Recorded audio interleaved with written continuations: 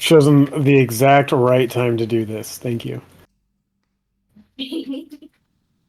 Children are wonderful. You should have your own. At least we can't hear it. Right.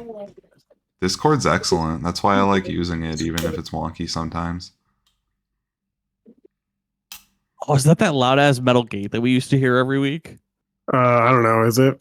Is that the fabled gate? The No, gate to Mordor? We have two gates. Because we have two areas of the house we have to section off so the baby can't get to them. Oh. But they're the same gate, so I mean, I guess technically yes. Wow, because I did not hear it. Discord's great. Zencaster picked up everything. They had no type of AI suppression. Zencaster had no chill. Actually, they do. But the problem is it's a lot like what you were talking about when you turn on Discord's thing. The Descripts thing, it will mutter out like burps, laughs, etc. All the good parts of a podcast. It's filtering out Kevin's laugh right now. Right. Discord got aggressive. They're like, no laughing. Shut up.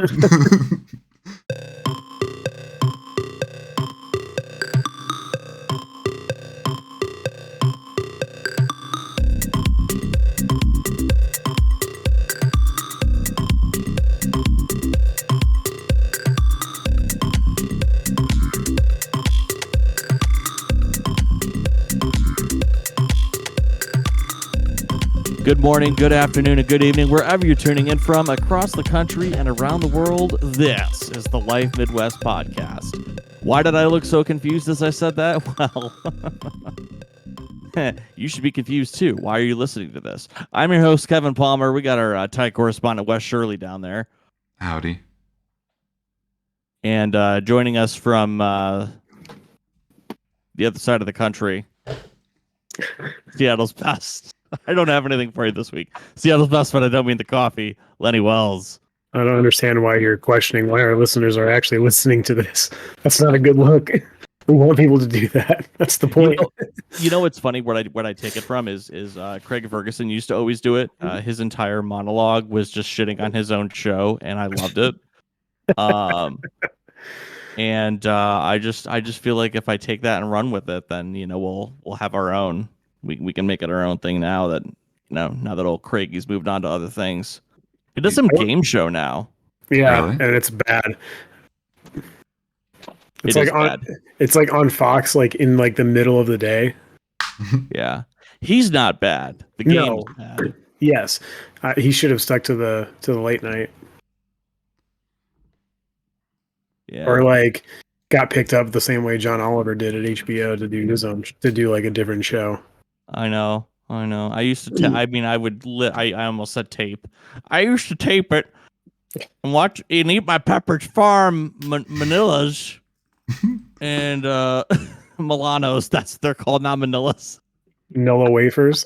Nilla wafers. I'm fucking done. Hey, folks, we're gonna talk about what's going on over in Eastern Ohio this week. Man, it's been.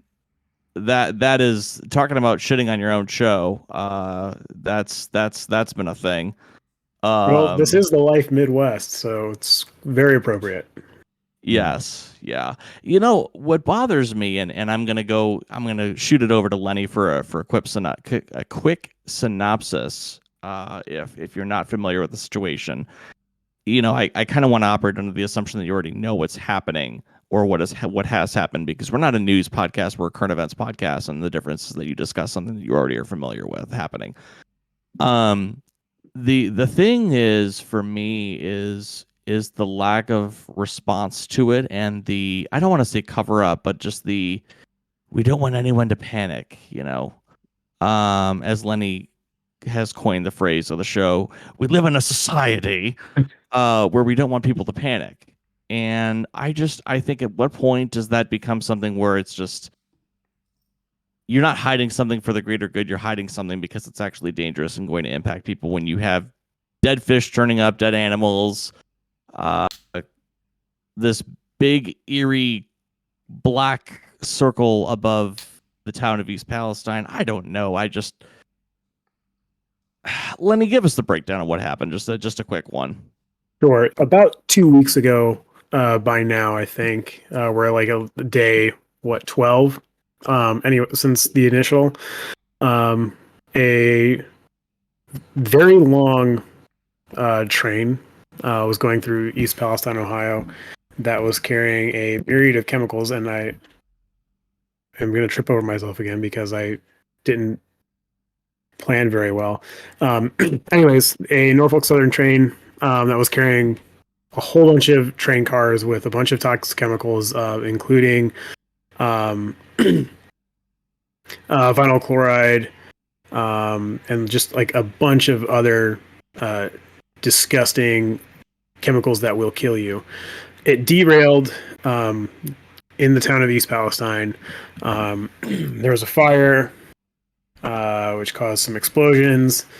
Norfolk Southern sent in a hazmat team to do like an emergency response cleanup. They had to do a controlled burn of some of the cars that were unstable and in very real danger of exploding themselves.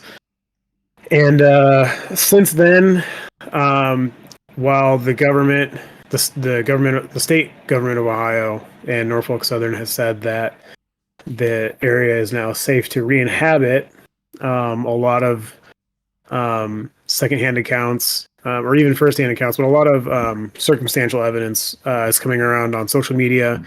A lot of TikToks, people showing that, when you disturb like a creek bed, there's a bunch of what looks like an oil slick on water, that rainbowy effect. Groundwater is fizzling, dead fish in the streams, dead livestock, dead pets. Just an overall acrid, unpleasant smell in the air. It's not great.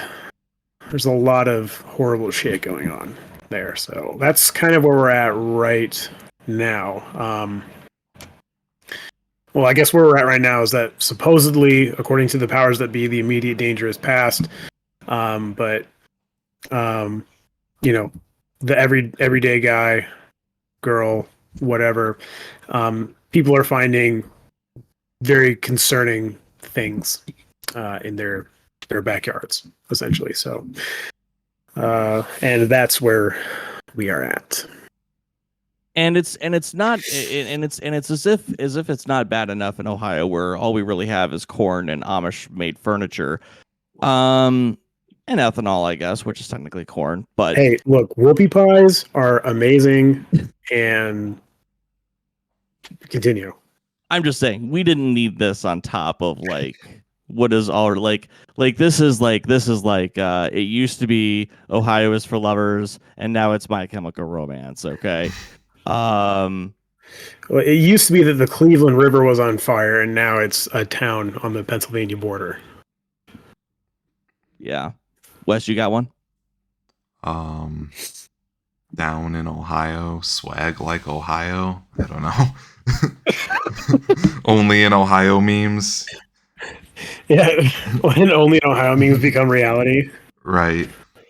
It's a self-fulfilling prophecy. Ohio wasn't shit, and now Ohio is having shit. Like, what's happening? They're turning the frickin' fish dead. I mean, it's true, and it's made headlines. To the point where Wes, you said that you've even seen it in the media in your part of the world. Yeah, like PBS covers it. Like most countries have their own PBS.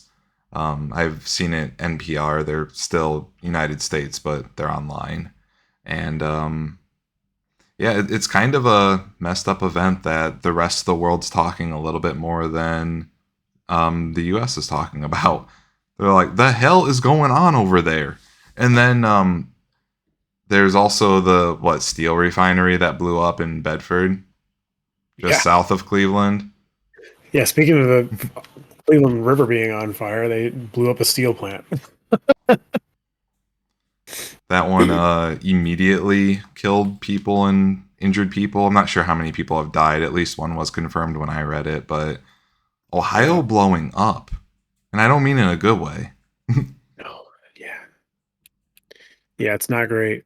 But what's even a little bit more concerning is the way not just local media has been handling it, but rather the country at large.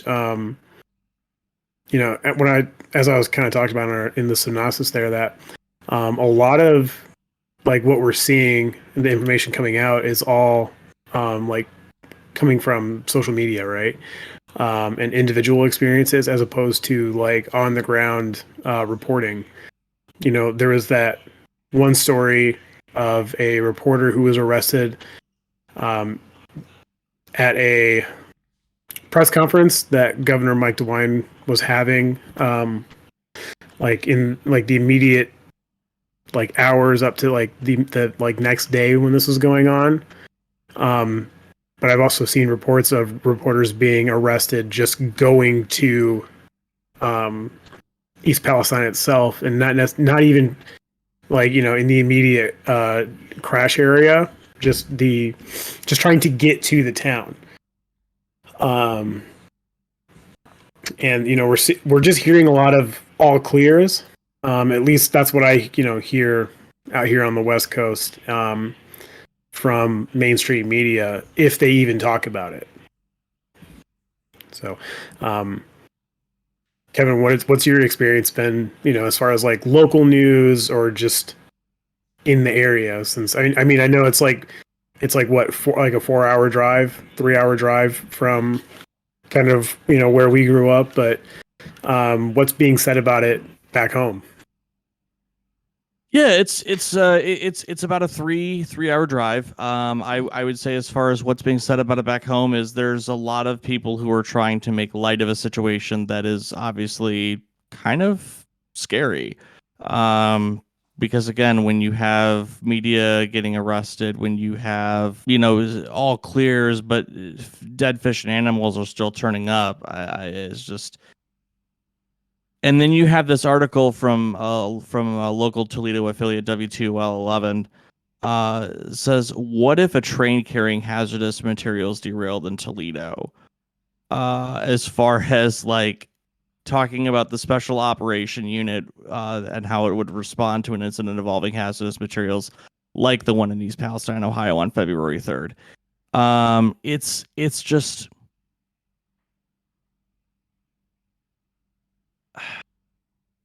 Not enough people are talking about it.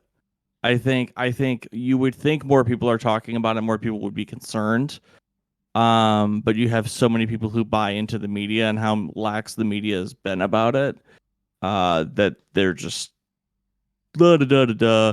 But I think the other thing too is, like, you're coming from this post-pandemic era of people who don't want to have to shut down the economy again, or don't want to have to change their lifestyle because that's uncomfortable. And so they don't want to have to move or evacuate or consider themselves at risk. And so they'd rather just kind of plead ignorance and move on with life, which is just kind of concerning. I mean, I'm not saying everyone in Ohio should uproot and move somewhere else, but it's just, I don't know. You think there'd be more conversation about it, but I don't feel like there is. I'm seeing a lot of conversation about it online. Reddit specifically, I mean, it's kind of an echo chamber for like socialist beliefs, left beliefs, beliefs that like maybe the economy and the country as a whole is being damaged by capitalism. So that's where the angle I'm hearing it from. So think about it. Over the last 50 years or so, we've seen deregulation after deregulation after deregulation, at the expense of safety and workers. And most recently, we saw little bit of union busting from the federal government. The railroad workers were looking for some type of relief from their never-ending hectic workload. They just wanted a couple extra days of vacation or something like that, paid vacation time. And the federal government said, no, you cannot strike. That's illegal, which is terrible in its own thing. And it's a whole nother topic. But with the amount of deregulation happening, the over stress load on the workers, and the fact that the federal government is actively working against them, we're going to see a lot of this happen. And this is what late stage capitalism looks like, and this is what the fall of a country looks like, I think. Not to fearmonger, but we're just going to keep seeing stuff like this, specifically in places where we voted against our own interest for deregulation so we can transfer money to the elite or the wealthy. Norfolk Southern doesn't give a fuck about human lives, and stuff like this will keep happening. And that's kind of the angle I'm seeing it presented as. Yeah, well, we can talk about some of that deregulation. Specifically, there was a Obama administration rule that had gone into play that required rail cars that contain hazardous materials like this to be equipped with electronic braking system, which is one of the things, coincidentally enough, that the union was also fighting for. So yeah, they were asking for like more paid vacation time, right? But they were also asking for more flexibility with like sickness and doctor's appointments, things like that. An overall raise in working conditions and more safety protocols, right? So this electronic braking system that was supposed to be installed on these rail cars was actually overturned by the Trump administration in 2017. What a fucking coincidence. Yeah, it's beyond poetic, but in such a sad way that, one of the things that was fought for with the potential for striking was actually supposed to be the standard. And it's just not really a good look for anybody that was involved with the strike busting. Because we can lay that safety blame on Donald Trump all day, but at the end of the day, reinstating those regulations would have prevented it, and abiding by the worker demands would have prevented it. Oh, I completely agree that there's multiple hands in the cookie jar here, but what I'm getting at is that that Trump wanted to get rid of this regulation or this piece of regulation that Obama had, where and at the same time you have former President Donald Trump making political hay of the issue, bashing President Biden, saying that he will visit East Palestine in the coming days. Of course, he is rerunning for a 2024 election. But I think it's just funny that something that he could have prevented by leaving his hands out of it, again, not the sole person to blame, but a part of it. And then now he wants to come in and play hero. I mean, it's the perfect Republican response in my eyes. But I get what you're saying. There are multiple hands in the jar here. Coming up when we come back, is this really the conversation to have with a goose in the background? Find out after this. Down in Ohio, swag like Ohio. Down in Ohio, swag like Ohio. Down in Ohio, swag like Ohio. Welcome back, everyone, to the Life Midwest. On the other side of the break, it's your host, Kevin Palmer, Lenny Wells, and Wes Shirley. Hey, if you're looking for ways to support us, we do have a plethora of ways that you could do that. Check out our social media on all major social media platforms at The Life Midwest. You can check out our website at thelifemidwest.com. You can also email us at support@thelifemidwest.com. And what we would appreciate the most is tell your friends about us and leave a review on your favorite listening platform and help get those ratings up. It does contribute to us getting noticed and kind of spreading the spreading the vinyl chloride that is the Life Mid. I'm just kidding. No, we want to spread cheeks, not vinyl chloride. Yeah, we spread cheeks here. All right. I'm going to move right along off of that, mostly because I have nothing to say to that. So, hey, the EPA is trying to not circumvent. The EPA is trying to redeem itself after a lackluster response from this whole clusterfuck. And Lenny has some key points he wanted to share about what they're doing to she would say help prevent or help deter this type of thing from happening again at such a level or magnitude, at least. I don't know about prevent, but they're definitely issuing like some response. So they came out. I saw this today, so I'm assuming that this press conference happened today as well. Basically, what they've come out and said is that they're mandating that Norfolk Southern be responsible for the cleanup of the affected soil and waterways from this accident. They're bringing forward a program that will allow residents in affected areas to let the EPA come into their homes, do a thorough top to bottom cleaning, and make safe. And then what they're doing is they're going to charge Norfolk Southern for that cleaning that happens. And then anything that the EPA is mandating Norfolk Southern to do, should they fail to do it, the EPA will then come forward, do whatever cleaning needs to happen, and then charge Norfolk Southern 3 times the amount of what it actually costs to do. So they're essentially hitting them in the wallet, which is the only thing they're actually going to care about, right?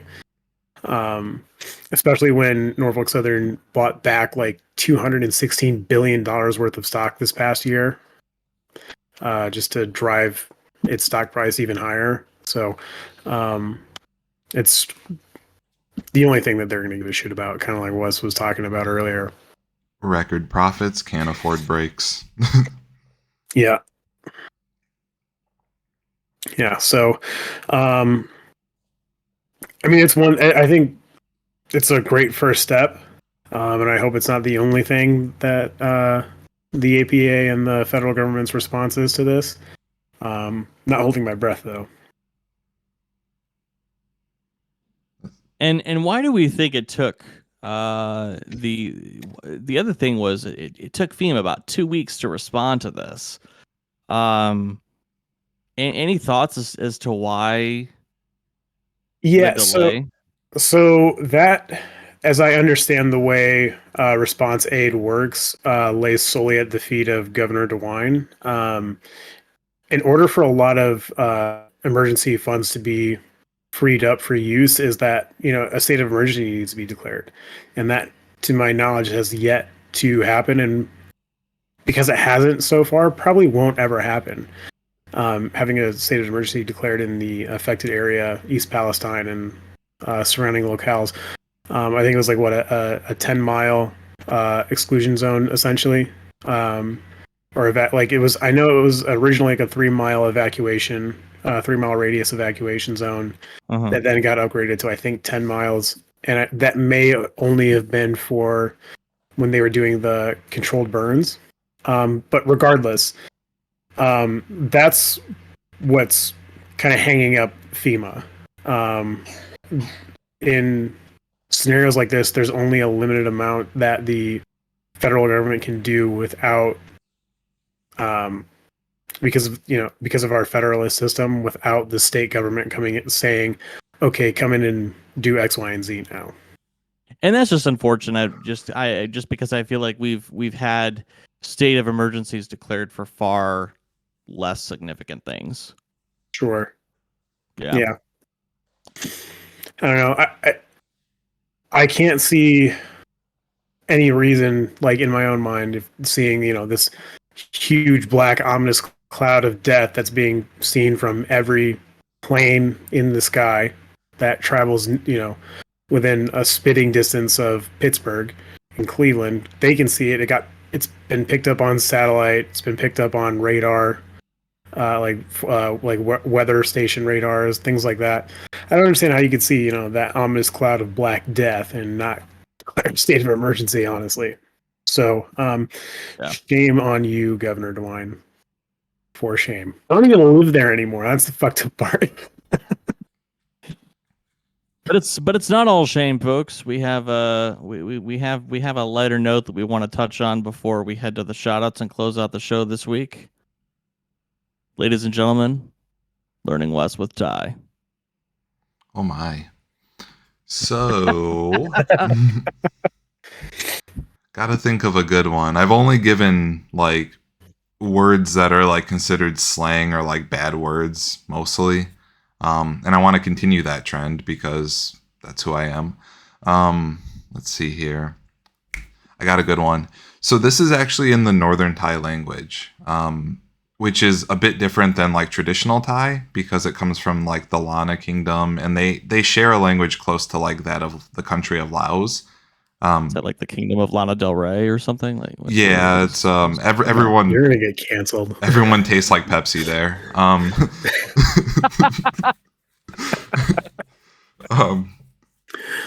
So with that out of the way, the language is a little different, but they share similar words. So who is like ear. Like I have these little floppers right here that Yui calls my humu, which are like pig ears because they're floppy, which not everyone has like the detachment here that lets them flop like that. So, and then ki, which I think I went over, is shit or poop, but they call like everything that, like jamuk ki or ki jamuk is like snot or boogers. And then, so if you say this wrong, it actually means asshole or butthole in the northern language, and it's the hole in your ear, but like the poop. So like ki hu is like earwax, but hu ki, a hole for poop, in the northern language is literally asshole. So I'm like, I don't remember the exact situation. Maybe Yui was playing with my ear and she like scratched the inside of the ear. I'm like, do you have hookie on your fingers? And she started laughing. I'm like, what? It's a simple question. Did you get shit on your fingers? And she's like, that's not what that means. So then she told everyone she knows that speaks Northern Thai, and they're losing their shit. They're like, oh my God, that's so good. Then like it, I think that's technically, I would consider that technically correct. Because you say it in the way you say it in English. Did you get shit on your fingers? I think it counts. Yeah, I'm with you. Yeah. Who needs context? But so like it normally is earwax is ear shit, but if you say it backwards, hookie instead of ki hu, it's asshole. So I'm like, did you get asshole on your fingers? I'm a really big fan of that, like how I don't know if like literal is the right term, but like to like call earwax ear shit and like, or like boogers as nose shit. That's great. I love it. I'm a big fan. Ki jamuk. I got the boogers. I wonder if eye boogers, I have to ask, but maybe the eye boogers are like kita or taki. I don't know. Eyes are ta. And everything's tonal. Takis? You mean like takis? those rolled up little spicy boys? No. Well, at least I'll send you some of those, and you can I just want to know if Yui or her relations just start hooting and hollering because they're like, it's poop. So there's poop. There's poop. There's poop in this bag. Have we actually ever told that story, Wes? I think so. Maybe We got time if you want to repeat it. If I want to repeat it, okay. For our loyal listeners, I apologize. You have to hear this again if we did say it, but for the new listeners, this is a hell of a story. Kevin and I used to work at the same hotel, roughly and loosely. I didn't do much work, and he was doing housekeeping at the time. And as a little bit of a prank, I walk into the bathroom. He had just got done cleaning. I'm like, Kevin, there's poop in the toilet. And he just worked a full day. Like, he's ready to go home. And he's like, there's poop. Like, utter defeat. His soul left his body. He almost died of, like, exhaustion. There was no poop.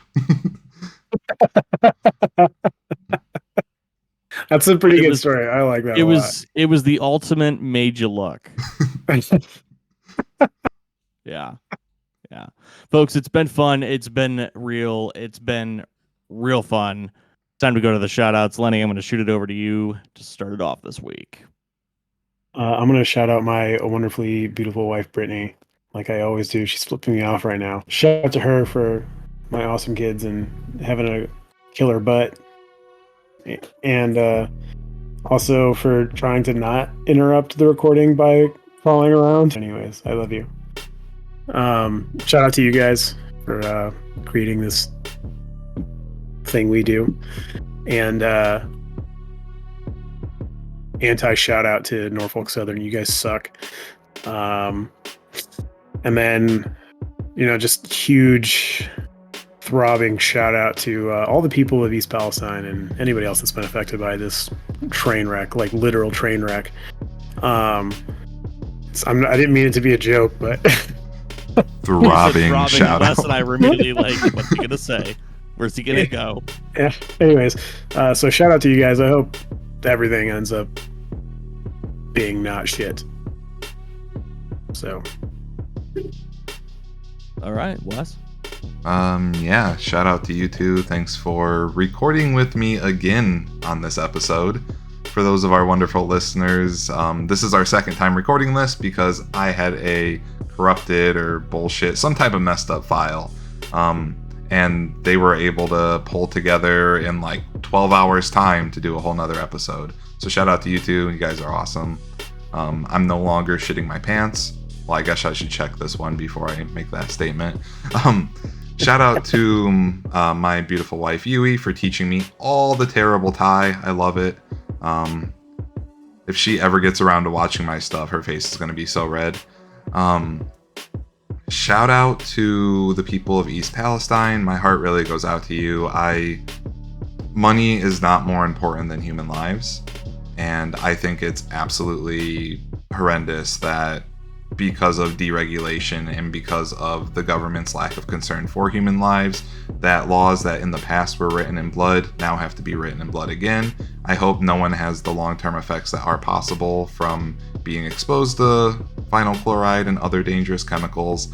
And my heart goes out to you. Sorry that this has happened, and I hope as many people make it out unscathed as possible.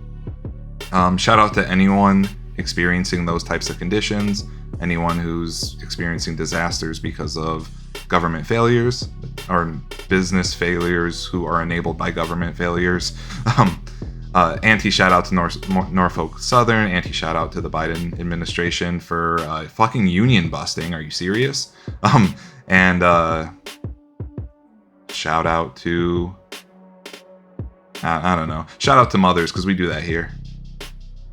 Kevin? Shout out to moms. Want to shout out my amazing future wife, Ashley. Thank you for all that you do for us and our furry doggos, and appreciate you. Shout out to you two for another great episode. Always love that we can be lighthearted but still talk about, the things that need to be discussed. Let's see. Thanks to Lenny for getting up and staying up into the wee hours of the morning to record with us. Appreciate you. And